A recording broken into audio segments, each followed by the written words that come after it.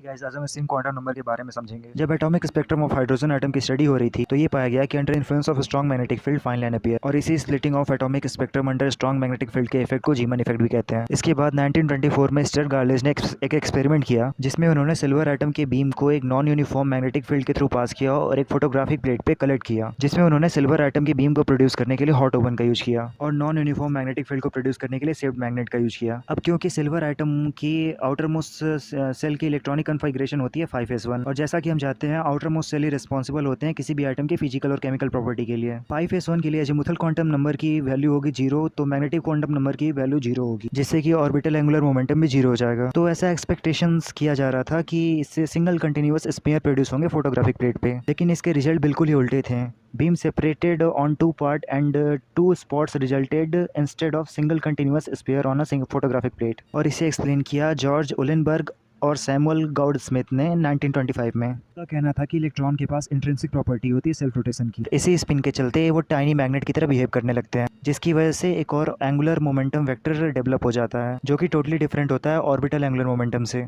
और यही कारण बनता है origin of fourth quantum number that is spin quantum number का। और इसी स्पिन प्रॉपर्टी की वजह से उनके पास मैग्नेटिक मोमेंट डेवलप हो जाता है। किसी भी ऑब्जेक्ट की स्पिन दो टाइप की हो सकती है, या तो क्लॉकवाइज या फिर एंटी क्लॉकवाइज, और इसी बेस पे स्पिन क्वांटम नंबर में दो एनर्जी स्टेट पाए जाते हैं, प्लस हाफ और माइनस हाफ, जिन्हें रिस्पेक्टिवली अल्फा और बीटा ग्रीक लेटर से डिनोट किया जाता है। प्लस हाफ यानी क्लॉकवाइज रोटेशन ये तब होता है जब magnetic moment of electron anti parallel होता है अप्लाइड फील्ड की, जिसकी वजह से उनकी एनर्जी स्टेट हाई होती है, और यही कारण होता है उनकी लोअर स्टेबिलिटी का। अब हम माइनस हाफ यानी एंटी क्लॉकवाइज स्पिन को देखें तो ये तब प्रोड्यूस होता है जब magnetic moment of electron parallel होता है अप्लाइड फील्ड के, जिसकी वजह से उनकी एनर्जी स्टेट लो हो जाती है, और यही कारण होता है उनकी हायर स्टेबिलिटी का। Thank you and have a nice day.